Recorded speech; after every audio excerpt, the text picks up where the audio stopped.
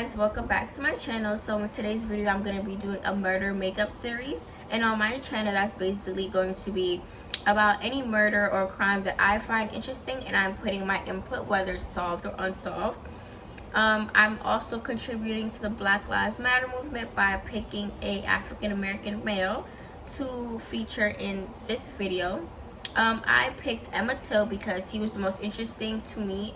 His murder basically spoke to me, and I decided upon sharing it to you guys. So if you don't know about the story, you can be educated. If you guys do like this video, you can always subscribe, but I'm not promoting subscribing because that's not the point of the video. I just want to bring awareness and put it out to the world. But I do hope you guys like it, and if you do like it, you can always like and share. But yeah, without further ado, let's get started. So Emmett Till was born July 25th, 1941 and died August 28, 1955. If I keep looking down, it's because all my notes are in a book and it's on the floor. So yeah. He was born in a working class neighborhood on the south side of Chicago. He attended a segregated school named McCosh Elementary. He went by the nickname Bobo and was the only child by the parents Mommy and Louis Till. So yeah, that's the basics about him. So he died at 14 years old, very, very young. His personality was described as funny, responsible, and light-spirited. So he was a very sweet boy. Everyone in his class used to say that he was just a clown. Like, not a clown in a negative way, but he was extremely funny and he always had jokes to tell. Quick disclaimer, everything that I say in the video is off of me doing research. So if I say anything that might offend anyone or sound wrong, it's just me saying anything I found off the internet. So yeah. Anyways, back to the whole story. August 1955, his uncle, who visited from Mississippi, decided that he would take Emmett Till as well as his cousin Wheeler to visit relatives in the South.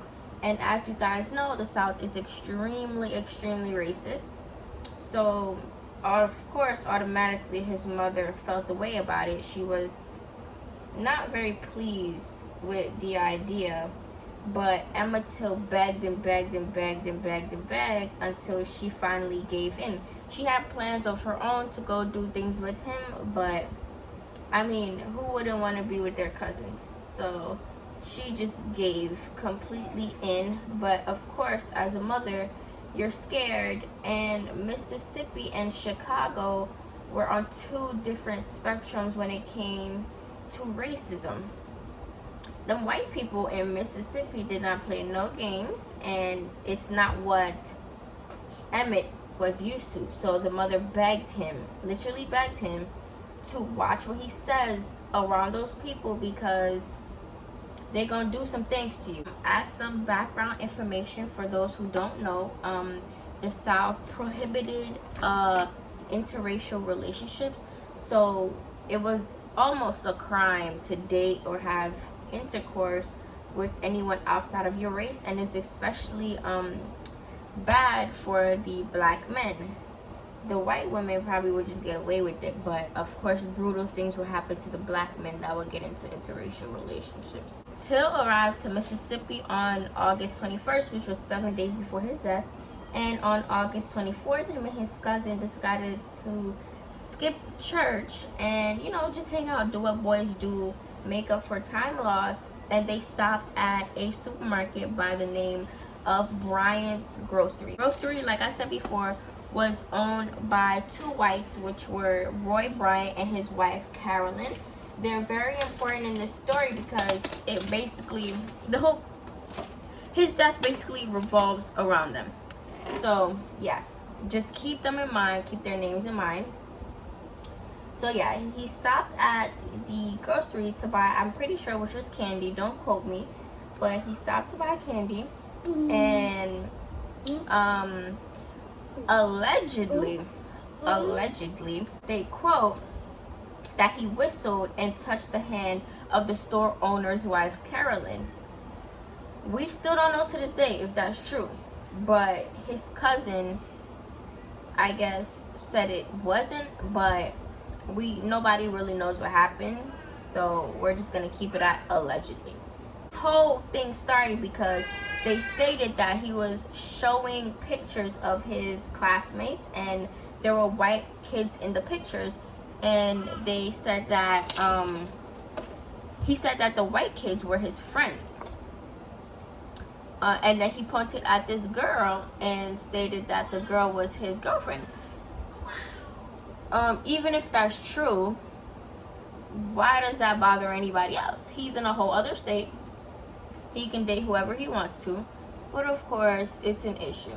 He was also a jokester, so he could have, even if he did say that, he could have easily been just joking around, because he does do that a lot. Based off what everyone mentions his personality as, he's a joker, so yeah, he was probably joking. The lady said to her husband that Till was touching her, flirting with her, doing all this extra stuff, and the husband was walking around. Well, after Emmett Till and his cousins left, that's when the lady said it, and the guy was pressing every black male who would come into the store, trying to find Emmett. 4 days later, after the whole situation at the store, Roy Bryant, the store owner, and his brother kidnapped Till from the home that he was staying at. They threatened the homeowner that if he said anything, then he would basically die. They would kill him. They would come back for him.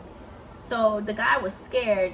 He offered to pay the two men, but they were not with it. They just wanted Till. Tie Emmett and put him in the back of their truck. And when they did that, they brought him to a place pretty far from where he was staying. And that's when, things get pretty graphic. So if you're not into things that are graphic, I suggest you stop listening and, try to skip ahead. But they tied him up. They beat him. They brutally beat him. They shot him in the head, tied him with a barbed wire to a large metal fan, and they shoved his body into the water. Now, as all of this was happening, there were people passing by, and they could literally hear him screaming and begging and crying for help.